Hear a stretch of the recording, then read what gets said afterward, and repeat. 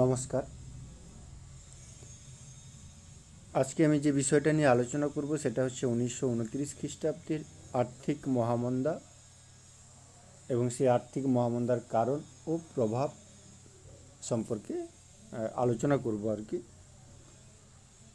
এবং আমি লেখাটা এই আর্থিক মহামন্দার কারণ সেটা আমি গত ক্লাসেই লিখিয়ে দিয়েছি। তো আজকে সেই কারণগুলো এবং তার প্রভাব কতখানি ইউরোপ মহাদেশ এবং মার্কিন যুক্তরাষ্ট্রের উপর পড়েছিল সেই বিষয়ে আলোচনা করব। তো প্রথমে আমি কারণ আসব যে 1929 খ্রিস্টাব্দে আর্থিক মহামন্দার কারণ। তার আগে বলে রাখি আর্থিক মহামন্দা কি না। আর্থিক মহামন্দার অর্থ এটাই যে আর্থিক বিপর্যয়, অর্থাৎ অর্থনৈতিকগতভাবে বিপর্যয় নেমে আসা। এই অর্থনৈতিক মহামন্দা বা আর্থিক মহামন্দা 1929 খ্রিস্টাব্দে প্রথম মার্কিন যুক্তরাষ্ট্রে দেখা দিয়েছিল এবং সেখান থেকে ধীরে ধীরে সমগ্র ইউরোপ মহাদেশ তথা বিশ্বব্যাপী সেই আর্থিক মহামন্দা ছড়িয়ে পড়ে। 1929 থেকে 1933 পর্যন্ত এই আর্থিক মহামন্দার সময়সীমা অর্থাৎ স্থায়িত্ব লাভ করেছিল। 1929 খ্রিস্টাব্দে 24শে অক্টোবর মার্কিন যুক্তরাষ্ট্রের যে শেয়ার বাজার রয়েছে বা শেয়ার মার্কেট রয়েছে ওয়াল স্ট্রিটে, সেখানে ধস নামে এবং তার মধ্য দিয়ে কিন্তু এই আর্থিক মহামন্দার সূত্রপাত হচ্ছে। ওই কারণে 1929 খ্রিস্টাব্দে যে 24শে অক্টোবরকে বলা হচ্ছে কি না কালো বৃহস্পতিবার, অর্থাৎ বারটা ছিল বৃহস্পতিবার 1929 খ্রিস্টাব্দে 24শে অক্টোবর, অক্টোবর মাসে 24 তারিখ, এবং বারটা ছিল কি না বৃহস্পতিবার। সেই কারণে এটাকে বলা হচ্ছে কি কালো বৃহস্পতিবার। তো দেখো, এই আর্থিক মহামন্দার কারণগুলো আমি একে একে আলোচনা করছি। প্রথমে রয়েছে আমেরিকার রপ্তানি বাণিজ্যের ঘাটতি, পরে রয়েছে মার্কিন শিল্পপতিদের উচ্চাশা, 3 নম্বর রয়েছে অতিরিক্ত শুল্ক আরোপ, 4 নম্বর রয়েছে স্বর্ণ সংকট এবং 5 নম্বরে যেটা রয়েছে মজুরি বৃদ্ধি, পণ্যমূল্য নির্ধারণে সরকারের অনীহা। তো এইটা প্রথমে যে পয়েন্টটা রয়েছে আমেরিকার রপ্তানি বাণিজ্যের ঘাটতি, তো এই বিষয়টা আমি আলোচনা করব। সেই সঙ্গে দেখো সুন্দরভাবে লেখা রয়েছে, তার আগে আমি একটু বিস্তারিত এই বিষয়ে আমি আলোচনা করছি, দিলে তোমাদের বুঝতে সুবিধা হবে। আমরা পড়েছি কি যে 1914 থেকে 1918 পর্যন্ত সমগ্র বিশ্বব্যাপী একটা যুদ্ধ সংগঠিত হয়েছিল, যেটা প্রথম বিশ্বযুদ্ধ নামে পরিচিত। এই যুদ্ধে সমগ্র বিশ্বের বিভিন্ন দেশ জড়িয়ে পড়েছিল। এমনকি আমরা দেখেছি যুদ্ধের পূর্বে সমগ্র ইউরোপ মহাদেশ তথা বিশ্ব দুটো শিবিরে বিভক্ত হয়ে পড়েছিল। একদিকে ছিল England, France, Russia, Italy, Japan এবং পরবর্তীকালে মার্কিন যুক্তরাষ্ট্রে যোগদান। অপরদিকে ছিল জার্মানি, অস্ট্রিয়া, তুরস্ক, বুলগেরিয়া, হাঙ্গেরি। তো ঘটনা হচ্ছে যুদ্ধের শুরুতে অর্থাৎ 1914 খ্রিস্টাব্দে আমরা দেখেছি যুদ্ধের শুরুতেই কিন্তু জার্মানির বিরাট সাফল্য লাভ। জার্মানি এবং তার মিত্রবাহিনী অর্থাৎ তুরস্ক, অস্ট্রিয়া, বুলগেরিয়া, হাঙ্গেরি এদের সাফল্য লাভ। অপরদিকে ইংল্যান্ড এবং ফ্রান্সের পরাজয়। ইউরোপ মহাদেশের বিভিন্ন রণাঙ্গনে যুদ্ধক্ষেত্রে ইংল্যান্ড পরাস্ত হচ্ছে, ফ্রান্স পরাস্ত হচ্ছে, রাশিয়া পরাস্ত হচ্ছে। তো এরকম একটা মুহূর্তে যেহেতু ইউরোপ মহাদেশে একটা ভয়ঙ্কর যুদ্ধ সংগঠিত হচ্ছে, যুদ্ধ পরিস্থিতি রয়েছে, তাই ইউরোপ মহাদেশের বিভিন্ন দেশে উৎপাদন ব্যবস্থা ব্যাহত হয়েছে। উৎপাদন ব্যবস্থা একেবারে স্তব্ধ হয়ে গেছে। নিত্য প্রয়োজনীয় জিনিস থেকে, শিল্পদ্রব্য থেকে, ভোগ্যপণ্য থেকে সমস্ত কিছু উৎপাদন ব্যাহত হয়ে গেছে। এই কারণেই, এটা আমি প্রথম পয়েন্টটা ব্যাখ্যা করছি, তোমাদের বুঝতে সুবিধা হবে। এই কারণেই ইউরোপ মহাদেশের বিভিন্ন দেশ কী করলো না, যেহেতু ইউরোপ মহাদেশে যুদ্ধ চলছে, খাদ্য উৎপাদন, ভোগ্যপণ্য সমস্ত কিছু এক প্রকারে স্তব্ধ হয়ে গেছে, তাই তারা মার্কিন যুক্তরাষ্ট্রের কাছ থেকে এই সমস্ত ভোগ্যপণ্য, খাদ্যশস্য, শিল্পদ্রব্য আমদানি করছে। দেখো একটা ছবি আমরা দেখে নেব। এই দেখো ছবিটা দেখতে পাচ্ছ, বাম দিকে রয়েছে মার্কিন যুক্তরাষ্ট্র, তার দিকে মার্কিন যুক্তরাষ্ট্র থেকে তীর চিহ্নটা চলে গেছে কোথায়, ফ্রান্স এবং ইংল্যান্ডের দিকে দিয়েছি আমি। আরও ইউরোপ মহাদেশের আরও অনেক দেশে কিন্তু গেছে। কি যাচ্ছে, এই তীর চিহ্নের মধ্য দিয়ে আমরা বুঝতে পারছি মার্কিন যুক্তরাষ্ট্র দিয়ে খাদ্য যাচ্ছে, ভোগ্যপণ্য, শিল্পদ্রব্য যাচ্ছে। আর কি যাচ্ছে না, যেহেতু ইংল্যান্ড হেরে যাচ্ছে, ফ্রান্স হেরে যাচ্ছে, তাই ফ্রান্সের আর্থিক সংকট দেখা দিয়েছে, তাই ইংল্যান্ড থেকে তারা ঋণ নিচ্ছে, সুদের বিনিময়ে ঋণ নিচ্ছে তারা, মানে ঋণ বলতে টাকা নিচ্ছে আর কি, অর্থ নিচ্ছে। এর বিনিময়ে কি হচ্ছে না, ফ্রান্স এবং ইংল্যান্ড মার্কিন যুক্তরাষ্ট্রকে সোনা রপ্তানি করছে, অর্থ নিচ্ছে, তার বিনিময়ে সোনা দিচ্ছে। তবে দেখো এই ছবিটা দেখে বুঝতে পারছো এটা কিন্তু যুদ্ধের সময়, এটা কিন্তু যুদ্ধকালীন পরিস্থিতিতে মার্কিন যুক্তরাষ্ট্র থেকে ইংল্যান্ড এবং ফ্রান্স বা ইউরোপের বিভিন্ন দেশে বিভিন্ন ভোগ্য পণ্য থেকে শুরু করে যাবতীয় কিছু আমদানি করা হচ্ছে। এবার বিষয় চলে আসবে। তো এই কারণে ইউরোপ মহাদেশের বেশিরভাগ দেশ কার উপর নির্ভরশীল হয়ে পড়েছিল না, মার্কিন যুক্তরাষ্ট্রের উপর। কিন্তু যুদ্ধ তো আর দীর্ঘদিন চলতে পারে না। কিন্তু দেখেছি যুদ্ধ 1918 সালে যুদ্ধের পরিসমাপ্তি ঘটেছে। যখন যুদ্ধ শেষ হয়ে গেল, তারপর ধীরে ধীরে ইউরোপ মহাদেশের ইংল্যান্ড, ফ্রান্স, জার্মানি, ইতালি, তুরস্ক সমস্ত দেশ আবার স্বাভাবিক ছন্দে ফিরে আসছে। তাদের দেশে আবার উৎপাদন ব্যবস্থা শুরু হচ্ছে। সমস্ত কিছু দেশে শিল্প কলকারখানা আবার আগের মতোই শুরু হলো। ফলে কি হচ্ছে, ইংল্যান্ডে তার দেশের জিনিসপত্র তৈরি হচ্ছে, ফ্রান্সে তৈরি হচ্ছে, ইতালিতে তৈরি হচ্ছে, জার্মানিতে তৈরি হচ্ছে।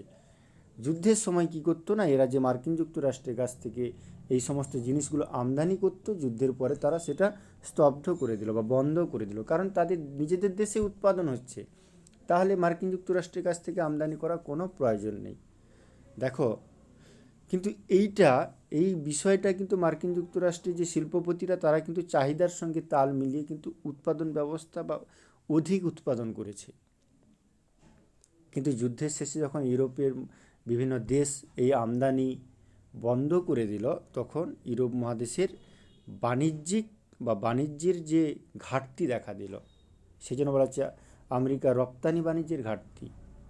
2 নম্বর হচ্ছে মার্কিন শিল্পপতিদের উচ্চাশা। মার্কিন শিল্পপতিরা ভাবতো যে তারা বরাবরই এই ইউরোপের বিভিন্ন দেশে তারা রপ্তানি করবে এবং প্রচুর পুঁজিপতির অধিকারী হবে। কিন্তু সেই কারণে তারা কী করতো না, শিল্পপতিরা লাভের আশায় কী হতো না, উন্নত যন্ত্রপাতির সাহায্যে প্রচুর পরিমাণে পণ্যাদি উৎপাদন করত। কিন্তু এই উৎপাদন যখন দেশের মধ্যে থেকে গেল, বিদেশে রপ্তানি করা যাচ্ছে না, তখন বছরের পর বছর সেই সমস্ত দ্রব্য অবিকৃত অবস্থায় দেশে জমতে শুরু করলো। ফলে শিল্পপতিরা কী করলো না, উৎপাদন কমিয়ে দিল, কারণ তারা যে উৎপাদনটা করছে সেটা তো বিক্রি হচ্ছে না, নিজেদের দেশেই থেকে যাচ্ছে।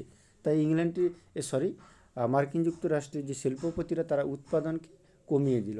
আর উৎপাদন কমিয়ে দেওয়া মানে কি না, উৎপাদনের সঙ্গে যারা যুক্ত ছিল কারা ছিল, শ্রমিকরা। যেহেতু উৎপাদন হচ্ছে না, তাহলে শ্রমিকের প্রয়োজনের ফলে শ্রমিক ছাঁটাই শুরু হলো। আর যখন শ্রমিকদেরকে তাড়িয়ে দেওয়া হচ্ছে বা ছাঁটাই করা হচ্ছে, তখন শ্রমিকরা বেকার হয়ে যাচ্ছে, অর্থাৎ তাদের মানে উপার্জন কমে যাচ্ছে, অর্থাৎ বেকারত্ব বৃদ্ধি পাচ্ছে। আর কি, অতিরিক্ত শুল্ক আরোপ। নিজের দেশের শিল্পগুলিকে রক্ষার উদ্দেশ্যে মার্কিন যুক্তরাষ্ট্র বিদেশি পণ্য, অর্থাৎ বিদেশ থেকে যখন মার্কিন যুক্তরাষ্ট্রে পণ্য আসে, তখন সেই পণ্যের উপর অতিরিক্ত শুল্ক অর্থাৎ কর চাপিয়ে দেওয়া হচ্ছে। যখন মার্কিন যুক্তরাষ্ট্র কর চাপালো, তখন ইউরোপের অন্যান্য দেশও কী হচ্ছে না, মার্কিন যুক্তরাষ্ট্র থেকে যে পণ্যটা বা যে শিল্পদ্রব্যটা ইংল্যান্ডে বা ফ্রান্সে বা জার্মানিতে বা ইতালিতে আসছে, তখন এই মার্কিন যুক্তরাষ্ট্রের পণ্যের উপর তারা অধিক শুল্ক চাপিয়ে দিল। ফলে কি হচ্ছে না, আমেরিকা পণ্যের উপর উচ্চ হারে শুল্ক আরোপ করে, ফলে মার্কিনী পণ্য এক প্রকারে বিক্রি বন্ধ হয়ে যায়। আর কি, স্বর্ণ সংকট।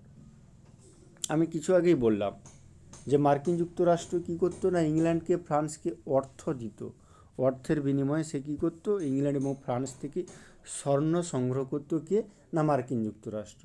ফলে মার্কিন যুক্তরাষ্ট্রের স্বর্ণ ভাণ্ডার বেড়ে যাচ্ছে, আবার সেদিকে ইউরোপ মহাদেশের ইংল্যান্ড, ফ্রান্স থেকে শুরু করে বাকি দেশগুলোতে স্বর্ণ সংকট দেখা দিচ্ছে।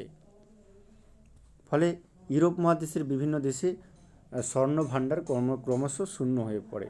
আর কি না, মজুরি বৃদ্ধি এবং পণ্য মূল্য নির্ধারণে সরকারের অনীহা।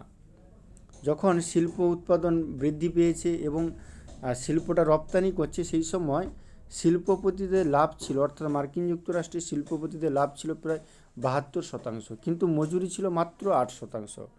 অর্থাৎ উৎপাদন প্রচুর হচ্ছে, আয় প্রচুর হচ্ছে, কিন্তু শ্রমিকদেরকে বেতন সে হারে দেওয়া হচ্ছে না। যদি সরকার উৎপাদন এবং শ্রমিকদের মজুরির মধ্যে একটা সামঞ্জস্য রাখতো, তাহলে কিন্তু এই এই সমস্যাটা দেখা দিত না। ফলে কী হচ্ছে না, শিল্প প্রতিষ্ঠানগুলোর জন্য মূল্য শিল্প, এটা একটা লেখাটা ভুল হয়ে গেছে, হ্যাঁ, মূল্য হ্রাস করে, বাবা লেখাটা ভুল হয়ে গেছে, শ্রমিকদের মজুরি এবং আশানুরূপ বৃদ্ধি করেন, ফলে অবিকৃত পণ্যের পাহাড় জমতে থাকে। এটা লেখাটা একটু গণ্ডগোল হয়ে গেছে। তো দেখো, এই সমস্ত কারণগুলোর কারণে কিন্তু বা কারণগুলোর জন্য কিন্তু 1929 খ্রিস্টাব্দে আর্থিক মহামন্দা দেখা দিয়েছিল। এবং সেটা আমি এখনই বললাম যে মার্কিন যুক্তরাষ্ট্রে প্রথম দেখা দিয়েছিল, মার্কিন যুক্তরাষ্ট্র থেকে ধীরে ধীরে সেটা ইউরোপ মহাদেশে ছড়িয়ে পড়ে এবং সমগ্র বিশ্বব্যাপী ছড়িয়ে পড়েছিল। তো এটাই ছিল আর্থিক মহামন্দার কারণ। এবং এখানে একটা বিষয় আমি আলোচনা করব, সেটা হচ্ছে হুভার মোরাটোরিয়াম কি। প্রশ্নের মান 2 থাকে, তোমরা বইতে দেখতে পারো 111 পেজ। হুভার মোরাটোরিয়াম কি না, হুভার ছিলেন মার্কিন রাষ্ট্রপতি। আমি একটা ছবি দেখাচ্ছি, এই দেখো, হুভার ছিলেন মার্কিন রাষ্ট্রপতি। তো তিনি একটা ঘোষণাপত্র জারি করেছিলেন, সেই কারণে তার নাম অনুসারে হয়েছে কি না, হুভার মোরাটোরিয়াম। যখন 1929 খ্রিস্টাব্দে বিশ্বে আর্থিক মহামন্দা দেখা দিল, তো সেই সময়, তার আগে একটু বলে রাখি, আমরা জানি যে 1929 খ্রিস্টাব্দে ভার্সাই সন্ধি হয়েছিল। এই দেখো জার্মানিকে দেখতে পাচ্ছ, ভার্সাই সন্ধিটা হয়েছিল কার সঙ্গে না, ইংল্যান্ড, ফ্রান্স বা যারা জয়লাভ করেছে তাদের সঙ্গে জার্মানির ভার্সাই সন্ধি হয়েছিল।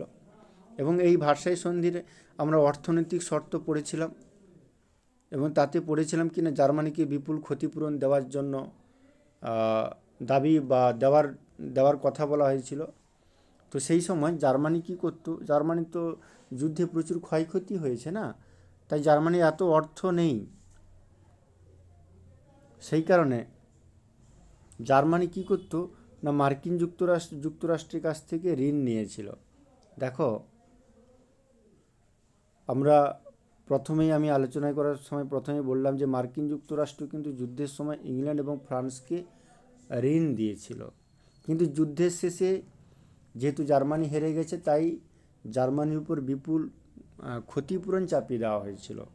তো এত ক্ষতিপূরণ জার্মানির পক্ষে দেওয়া সম্ভব ছিল না, তাই জার্মানি কী করেছিল না, এই ক্ষতিপূরণ, অর্থাৎ ক্ষতিপূরণটা কাকে দেবে, যারা জয়লাভ করেছে তারা কারা, ইংল্যান্ড, ফ্রান্স, ইতালি, রাশিয়া, এদেরকে ক্ষতিপূরণ দেবে। কিন্তু জার্মানির তো অর্থ নেই, সেই কারণে জার্মানি কী করলো না, মার্কিন যুক্তরাষ্ট্রের কাছ থেকে ঋণ সংগ্রহ করলো। কবে না, 1919-এর পর। সেই জার্মানি সেই ঋণটা কী করবে না, ইংল্যান্ডকে দেবে, ফ্রান্সকে দেবে, রাশিয়াকে দেবে। তাহলে দেখো ঋণটা, দেখো আমি একটা ছবি এঁকেছি, দেখো তীর চিহ্নটা জার্মানি থেকে কার দিকে চলে গেছে না, ফ্রান্সের দিকে চলে গেছে। তীর চিহ্নটা জার্মানি থেকে ইংল্যান্ডের দিকে চলে গেছে।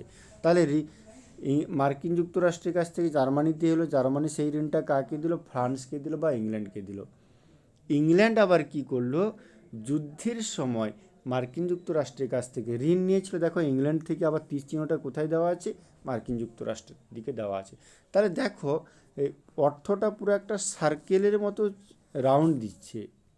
মার্কিন যুক্তরাষ্ট্র থেকে জার্মানি, জার্মানি থেকে ফ্রান্স, ফ্রান্স থেকে আবার ঘুরে ফিরে সেই মার্কিন যুক্তরাষ্ট্রেই চলে এলো। তাহলে মার্কিন অর্থনীতিটা পুরো ইউরোপকে নিয়ন্ত্রণ করছে।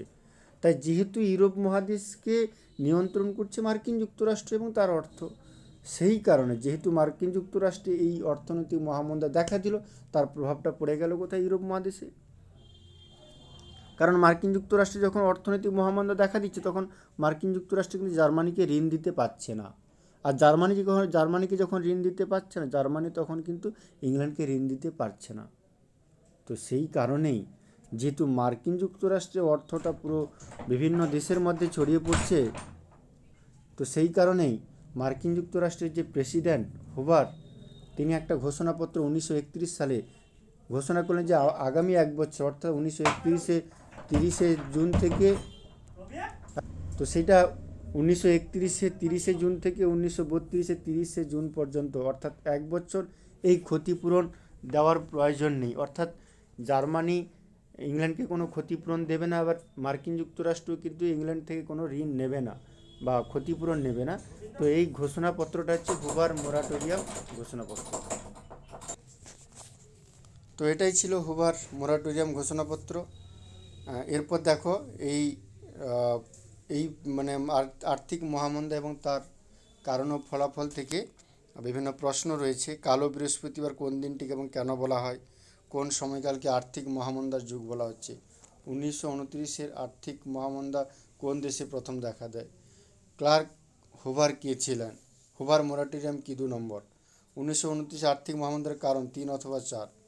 এবং দেখো প্রভাবটা রয়েছে, প্রভাবটা দু ধরনের হয়, একটা হচ্ছে মার্কিন যুক্তরাষ্ট্রের উপর প্রভাব এবং আর একটা হচ্ছে ইউরোপ মহাদেশের উপর প্রভাব। তো এটাও 3 নম্বর এবং 4 নম্বরে আকারে থাকতে পারে, যেটা বইতেই রয়েছে, তোমরা দেখে নিতে পারবে। তো এটাই ছিল আর কি, পড়ে নেবে। আমি পরের দিন তাহলে তোমাদের পরের বিষয় অর্থাৎ ইউরোপের পরিবর্তে ক্ষমতার কেন্দ্র হিসেবে মার্কিন যুক্তরাষ্ট্রের উত্থান, সেই বিষয়টা নিয়ে আলোচনা করব। নমস্কার, আপাতত এইটুকুই।